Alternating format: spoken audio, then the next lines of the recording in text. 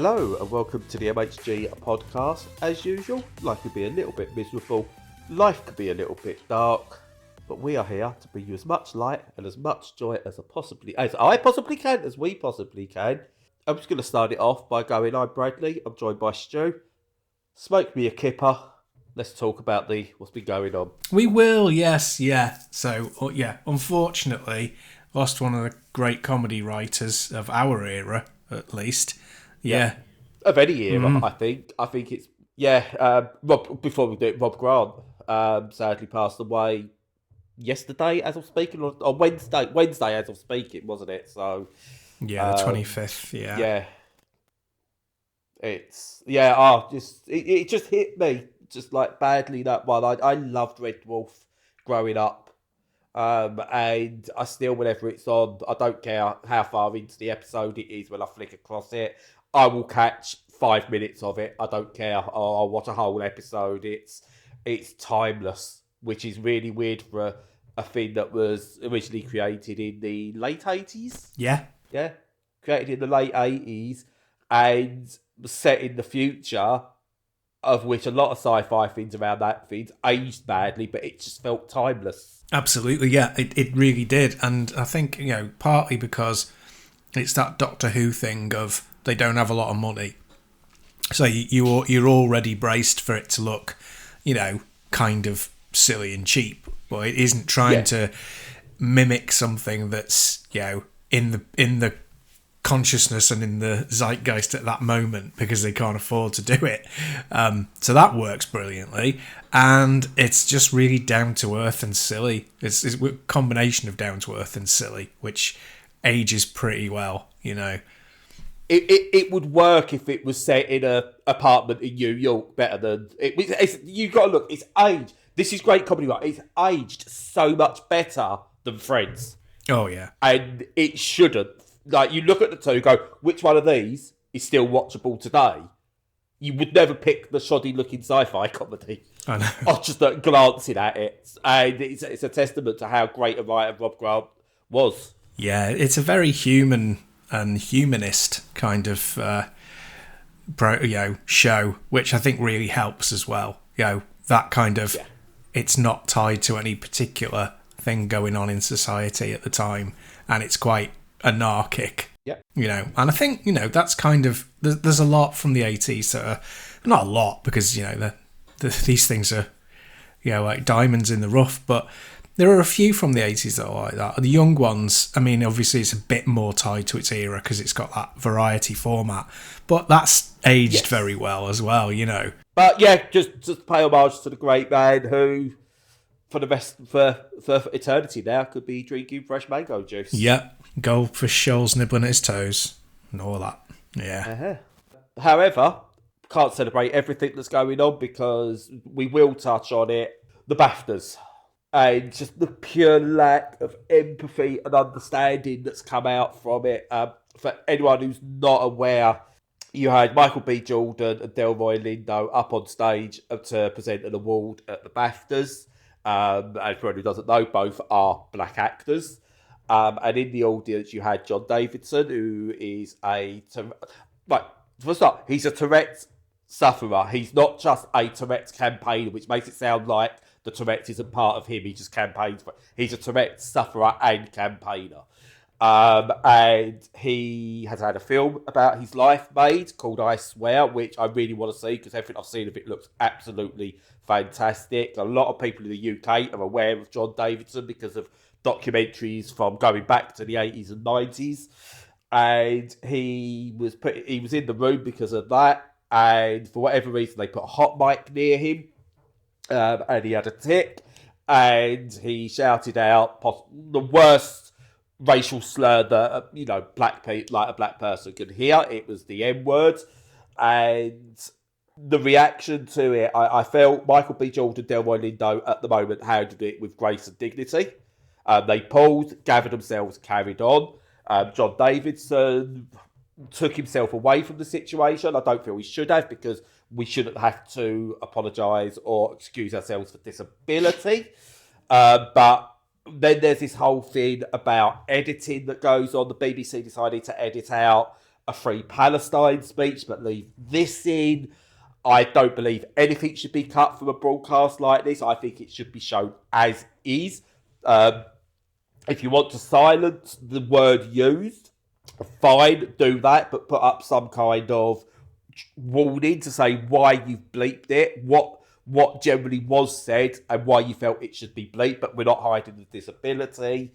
The likes of Jamie Foxx coming out and speaking absolute, sorry for my language here, bullshit, and other people telling Delroy Lindo and Michael B. Jordan how they should feel, that they shouldn't be offended. Yes, they can be offended, but we can't then go, he meant it because he didn't mean it. You've got to learn what Tourette's are. And we are really seeing the Atlantic divide here in reaction to this. Americans can't seem to grasp what actual Tourette's is for some reason. And I just go, well, he must have meant it. Why can't he shout out something nice? Because that's not how it works. Do some research before you jump in and start condemning. And I just want to say, I'll let you say anything you want to add to this, but I'll just say, just please have empathy for each other. Understand that people can be offended, but something also can't be helped. And he clearly isn't a racist. And it's just an unfortunate incident that could have been handled better post-fact. But have empathy for people, please. Yeah, it's such a... Oh, there's so many things going on. It's such a minefield. I think... I read the statement that he came out with afterwards, and I think it's good that he's acknowledged it, and it's ever so hard because of ableism. The thing is, part of me is like, yeah, there's no way that you should stop him being at the event, and there's no way that you should censure him because he said something during a tick. At the same time, I think you have to fully acknowledge the harm that you've caused. You know, a good point that a friend of mine made was, you know, if you had a tick and you broke somebody's nose by flicking your arm out, you would be absolutely mortified and you would take accountability for that. Because even though you didn't do it intentionally and you can't change the fact that it happened, you still have to apologise fully for what you've done. And I'm still on the fence as to whether his apology went far enough in that regard. I think the BAFTAs apologised really well. I think their apology is very well written, and it covers exactly what it should, and it basically says there's no intentionality, but it's still incredibly offensive, essentially. Yeah. But it's such a minefield because you're dealing with ableism and racism in the same hands turn, and it's so difficult to navigate. Yeah, the one thing I will say with regards to it, and this is why terminology is important. Seen a lot of comments talk about he racially abused them, and that's where I do draw the line with it. He did not racially abuse them because racial abuse signals intent, and there's clearly no intent. He used a racial slur and it was offensive language, but there was no racial abuse there because there's no intent behind it. So, but it's such a minefield, and I personally, I believe it needs to be something between Michael B. Jordan, Delroy Lindo, John Davidson, and as a whole, I know there was a couple of other people involved whose names I can't remember, but they need to be the ones who discuss what I'm sorry to you, and I believe in a Variety interview now he has apologised. He said he's apologised directly to them, those directly involved. But I think it needs to be them going, right, how do we draw a line on this? Do we use this as a discussion point now, a jumping off point? Or do we go, look, we've spoken, we understand the situation, we want to draw a line under it? I think it needs the three of them, 4 or 5 of them, whoever's involved there, to now turn around and go, this is where we're at with this. Yeah. And can people stop speculating and basically coming to their own conclusions, which is partly, I know it's what we're doing to a degree. But there's no right, there's no wrong here. There's no like, it's not good versus evil. It's not a wrestling promotion. There's no face or heel turn or anything going on. It's as I said, it's someone with a disability that's used historic racist language that has offended and hurt people. And that's when we've got to go, how do we stop this happening? Because people going, it's in his vocabulary. How's it in his vocabulary?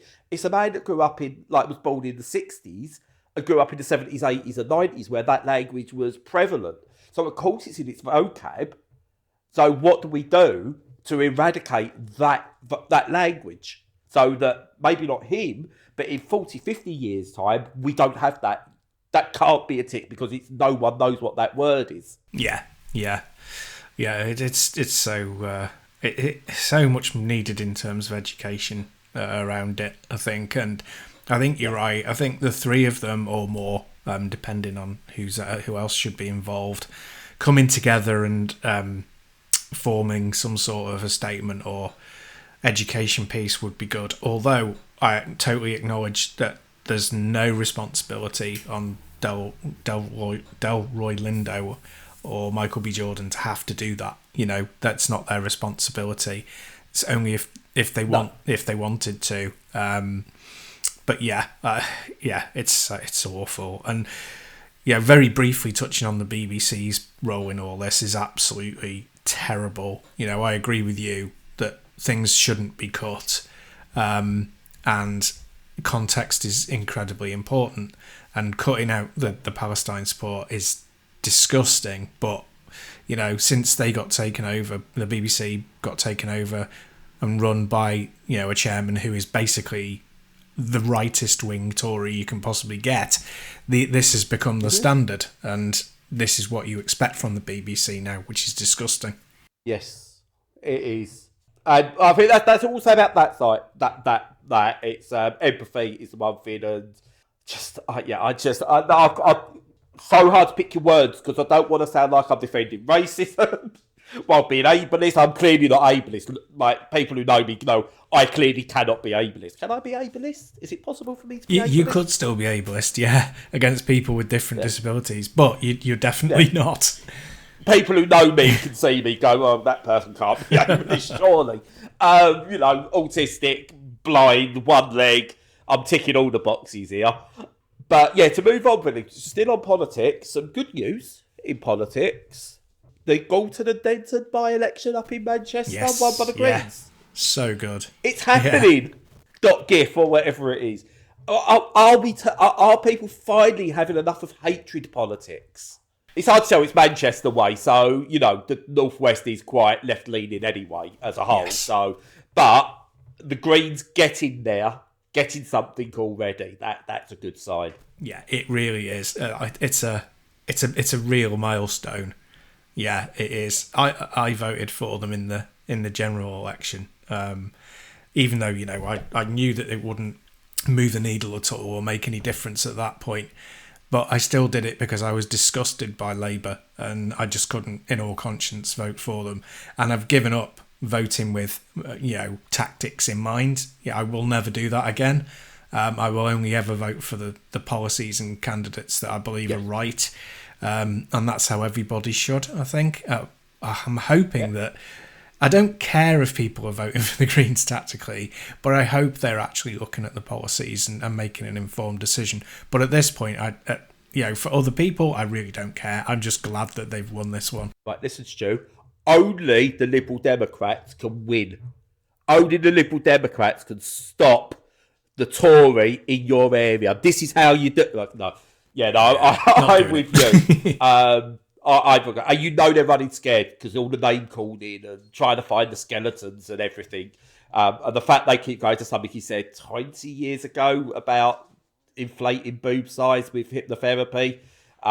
Which is a bit weird, but it's like, if that's the worst thing they can find on him when you compare it to all the other politicians around, then they're running scared of him. Yeah, without a doubt, which is great. Anyway, that's enough of all that. Do you know something that we should keep politics out of? What's that? Video games. Ah, yeah, video games. There'll be no politics in video games, and the streets are paved with cheese. Definitely not in the type that I play with. How many have you got this week? Not really got any, but I mean, I've got some retro stuff I can talk about briefly. Ask me the question. I will. Then. So, what have you been playing?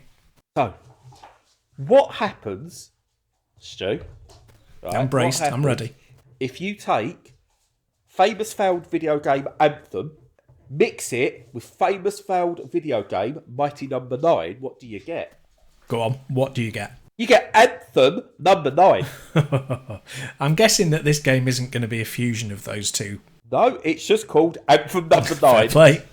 And unsurprisingly, although surprising depends how you look at it, it's pretty good. You won't like it. Have a guess why you might not like it, Stu? Because it's a roguelike deck builder. Well done. You've either gone straight to the Steam page and checked out the tags, or you just know you that well. No. Yes, it's a guess. It's a roguelike deck builder with match-free mechanics. Oh, Jesus. Yeah, that is basically what you get there. It's really cool presented, almost Persona-esque presentation to it, but you go through various battles.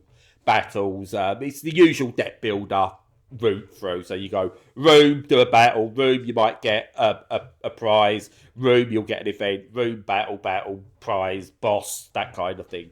But what you get here is you get essentially given 2 decks of 3 cards to go into battle with that have different moves on them. So it could be attack moves, it could be like magic type moves, healing type moves, that kind of thing.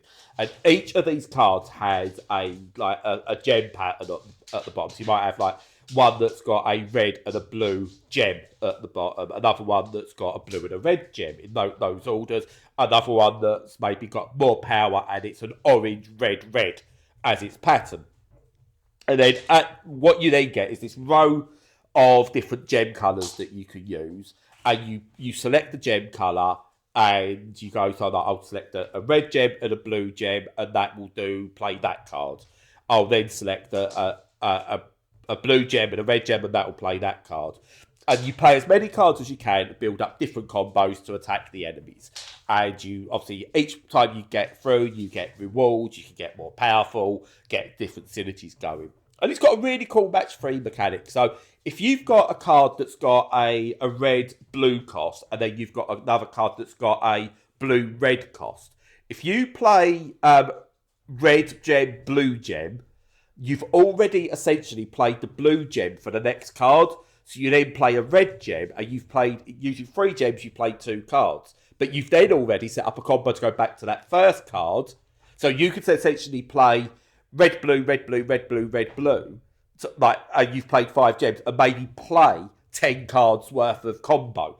But you can also spread it out. So if you could get all your gems working well and your patterns working well, you could get massive combos.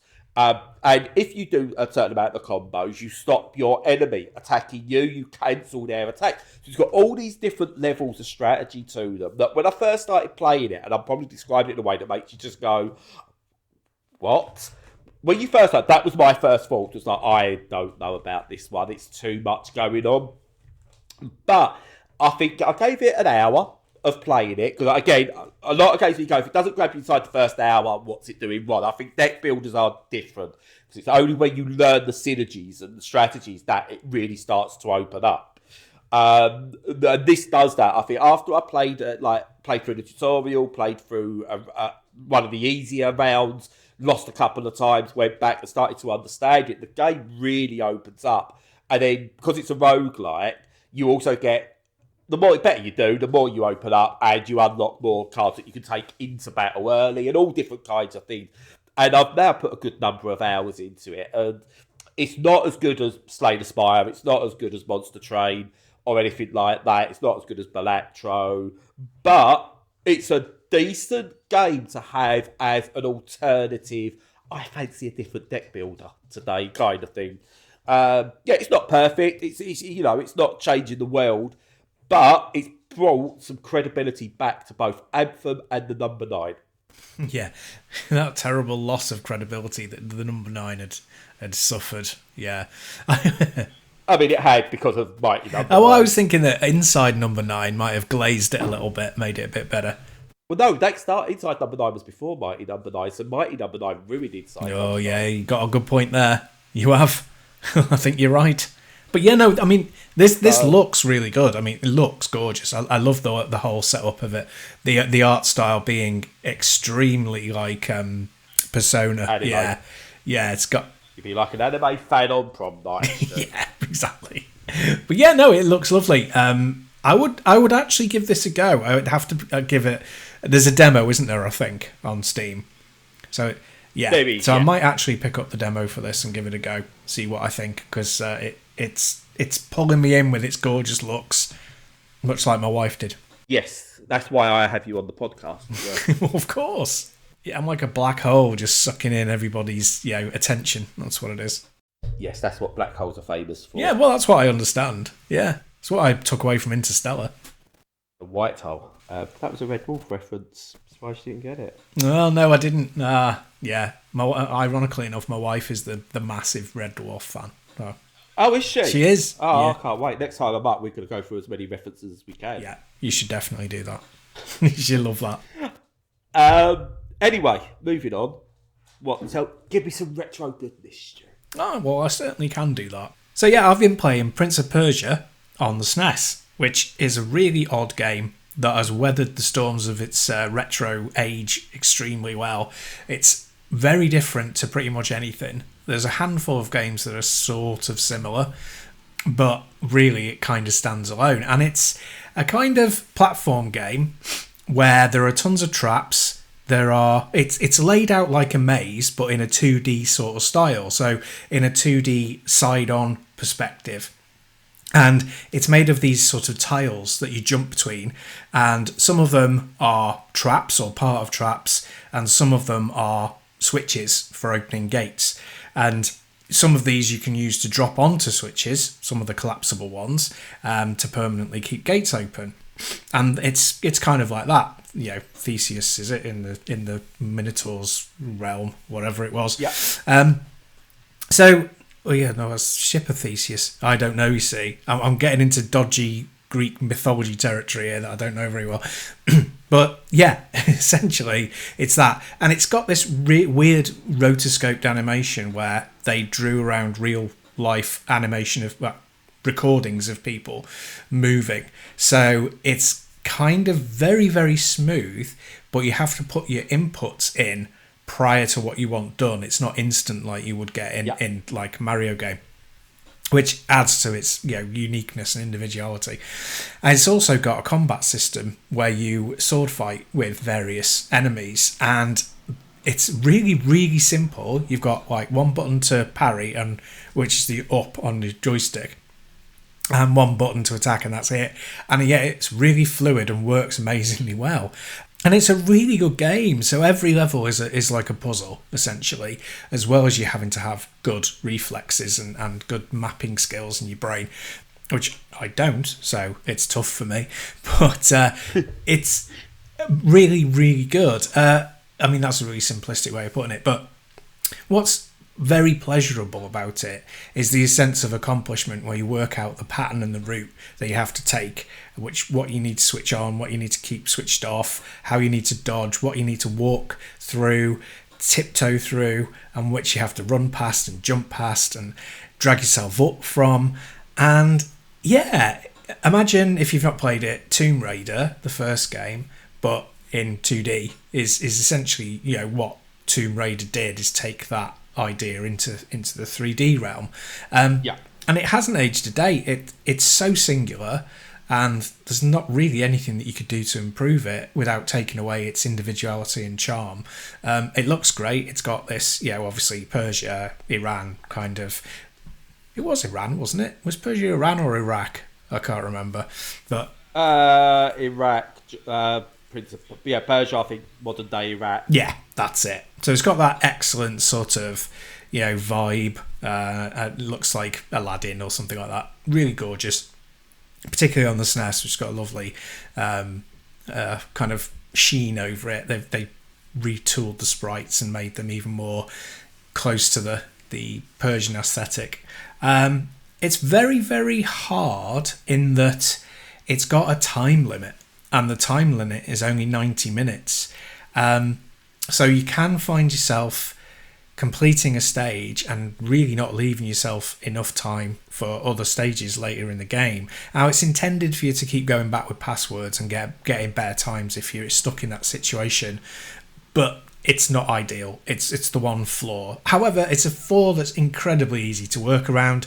Just get all the codes for the levels off the internet, and then if you're getting towards the end of the game and you've not got enough time, just use one of those codes to go to the level that you're on, and it will give you, it will obviously be optimized so you've got that time. And I make sure I specifically talk about that, because if you've not come to the game before, you might get put off by it.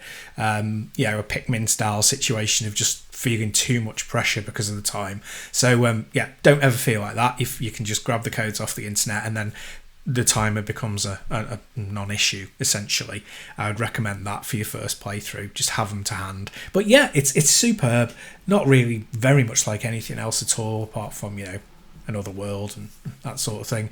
And flashback, of course. Yeah, well said. And yeah, just absolutely great. And if you like puzzling, platforming, and route mapping, then give it a go, because I'm sure you'd love it.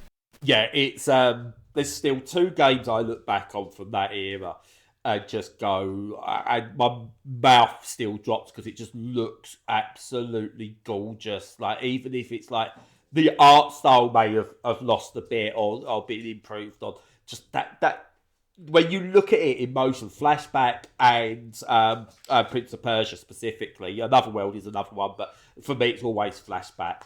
And Prince of Persia, I just look at them and just go, wow. The smooth animation is just obscenely amazing. Has always looked good, and just, absolutely stunning to this day. And I still want to see some modern games use that in a way. The having timed inputs, because obviously you basically got to press a button that starts off a full animation. Doesn't bother me. You get used to playing like that. And I'd like to see some games, like some Metroidvanias or something, do that hard time limit.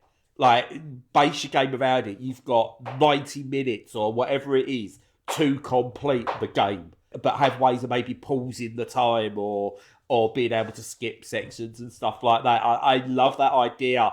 If you build the game around having this mechanic rather than just it being arbitrary, I think you could have something. You could do some really cool stuff. And I think you look at that. You look at Flashback as well. But especially Prince of Persia is so ahead of its time, and it's still, for me, I played it about 6 months ago. I was checking out some ROMs, and I thought, I've not played Prince of Persia in a while, and put it on, and it's still fantastic to play to this day.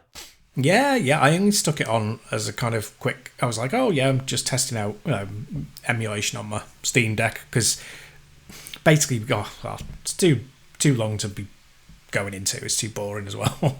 But and I had played it on my actual SNES, a few months ago as well. But it's one of those that, you stick it on and you're like, I've got to do at least one level of this, because it's just, there's nothing else like it, really. Yeah. The memories. Shame about the modern Prince of Persias. It is. Anyway. A bit rubbish. Although I would say that the one called Prince of Persia from 2008, I actually quite enjoyed it. It was a bit janky. That's the parkoury wall running one. But I enjoyed it, and it's for sale on Steam at the moment, I see, for around £2. Is that the cell shaded one? That's right, yeah. Oh yeah, that again, visual art style. I don't think like Prince of Persia since has bettered it. It is lovely, yeah. I do like that. I wanted that to be a series, that one. Yeah. But I enjoyed that. I would like that. But yeah, I'd recommend that one if people want to pick that up. So moving on, this is going to feel like that I'm about to do an office appraisal for Jan. Unfortunately, Jan died last week, and I've decided, you know what? I'm going to go to her funeral. I'm going to get up at the front, and I'm still going to do her appraisal. Because I am going to be talking about Styx, Blades of Greed, which was published by Nacon, who have just filed for insolvency, which will have a massive effect on developers Cyanide Studio, among others. Faults are with all the studios, but I did get a review code for this, so I've got to review it. And unfortunately for Jan, it's not the best appraisal. Oh, dearie dear. She's being put into the ground, and I'm going to stick the boot in a little bit. There is some positives though, Jan. You've done okay. Just not as well as you could have, love. Poor Jan. Poor Jan. Yeah, so Styx Blades of Greed is the third game in the Styx series. And for anyone who doesn't know, Styx is someone where, well, if you're not going to make a decent Thief game, we'll do it. And that's what Cyanide Studios essentially did, or whoever they was back when it first came. I think it was still Cyanide. And yeah, it's Thief, except you play as this weird, what is it, a goblin, a troll? I don't know what Styx is meant to be. I can never remember. This weird goblin troll type thing that's got, because this was early 2010s stuff. It was a bit edgelordy, so Styx was a bit of a potty mouth. He likes to F and blind here and there and everywhere. And it was like, oh, you're a fancy character that listens to that language. Yeah, right. That's whatever, by the by. But as a game, the original Styx was a very, very good stealth 'em up. Now, I know a lot of people don't like stealth mechanics in games where they don't belong because it just ruins the flow. But if you're building a stealth game, build a stealth game and lean into it. And I thought Styx done a really, really good job originally. It's definitely a AA game by today, by even then standards. You know, it was one of those you go, it's not quite got the production value, but it's really cool. 30 quid, yeah, sound. I'll enjoy the hell out of that for what it's worth. And I did. I really enjoyed it. You know, I went back and played a bit of this just for comparison's sake for the review. And it still holds up, looks lovely. You know, we've had some quality of life updates on video games in the past 15 years that this definitely could do with. But, you know, waypointing and stuff like that are a bit off. Moments between checkpoints are not really well spaced for what the game is, and just little bits. But overall, it's a really good game. Now, I've played Styx Blades of Greed, and what you've essentially got is the same game with a lot of the quality of life updates that you would expect. And that's a really, really good thing that they've added those in. But then, this is where some of the issues for me start with this, is why are we building a lot of modern games in updated engines that they're really not needed? Because they seem to make the games harder to run on a lot of platforms. So this runs really poorly on a Steam Deck, and it is now officially unsupported. Now, I got it running well by using some lossless scaling techniques and stuff like that. And I got it running at a good solid 30 frames per second on just over low settings, and it was fine. But I also tried it via decent PC settings and stuff like that elsewhere. And it struggled in places, which is a shame. I think it's built on Unreal Engine 5. And that, I think, therein is the issue, is we go back at older engines and they still look good, they still run well. And I'm just like, well, why not continue to build it on that engine that you know runs well and you can just improve on? I just feel that a lot of times we get games made now, or sequels or remakes done in these new engines because they are the new engine, and that is literally the only reason for it. And we get nice shiniers and everything looks a bit sharper. But one of the things I liked about Styx, even going back to the original, is it's grimy. It's set in a medieval world where obviously we haven't got modern lighting, we haven't got electricity, etc., etc. It's set in a medieval fantasy world in years gone by, and the grimy look, everything looking a bit muddy, that works for what the game is, for what the setting is. And here it just looks a bit too clean, whilst also still trying to get that muddy look. And I don't know, it's fighting with what it wants to be and what it can be. And it causes way too many issues, and a lot of the effects there to slow the game down, which is a crying shame because the core mechanics of this are fantastic still. The actual stealth action and the platforming that goes with it and the upgrades you get and the moment-to-moment parts are all still really, really good. But I'm just of this opinion now of what's the point of the... Why? Why with the new engines? And again, I don't want to blame Cyanide here because obviously they would have started making this before the fallout with the AI taking all the RAM and the graphics cards and everything. So they was maybe going, well, we build it now, it's going to fit and it's going to be future-proof and other stuff. I think now a lot of developers have got to look at, right, what are some of the older engines we know that are going to scale well and run on older systems, because we are, at least I reckon another 4 years before we can catch up again on graphics cards and RAM technology and stuff like that. So, I think this is a game that's unfortunate in circumstance, but I think the developers could have done a bit more to help themselves. And I don't want to put the boot in because what I have played of the game, I enjoyed. Yeah, it actually looks pretty good. The reviews are mixed, but it sounds like there's a lot in there that's good. But going to the game engine thing and Unreal Engine 5, I've ranted about this engine a lot on this podcast. I could do even more, but I do withhold quite a bit. There is a Digital Foundry special on UE5. Should it be abandoned? I would heartily recommend watching that for a good balanced take on it. They're not as harsh on it as I am.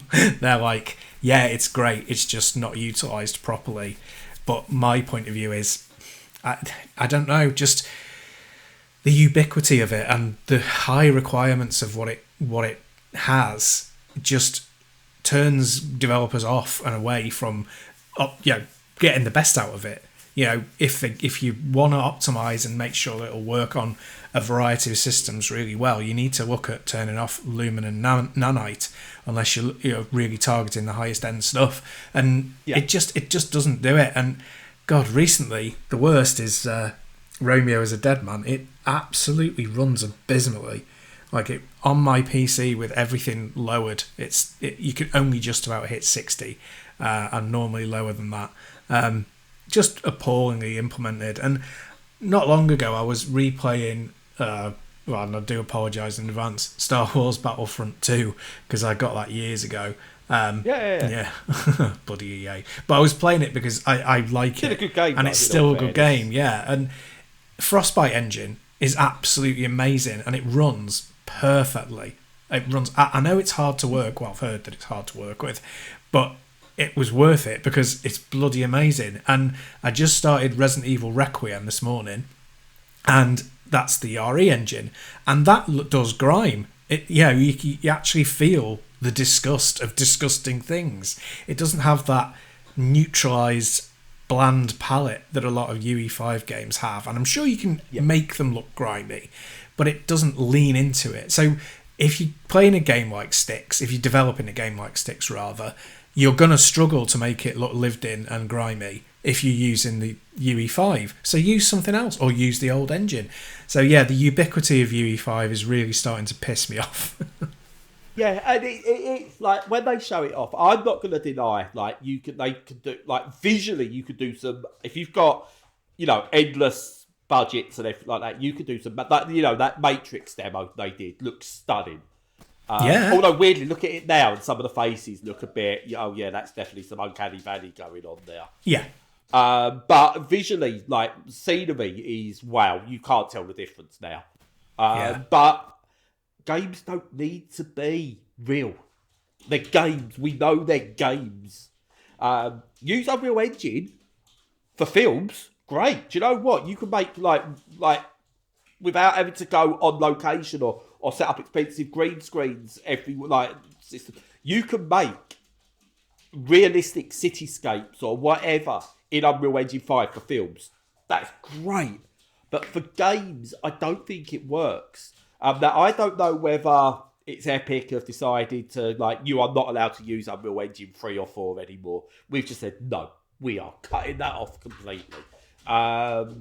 Or whether it's just that it's a new toy and they want to, people want to use it. I don't know. But you mentioned RE Engine and Frostbite. But also, like, look at id Engine and how well that scales. They iterate on that. Unreal Engine. I remember around the early days of the 360 with like gears and everything like that. That was the wow, look at what this can do.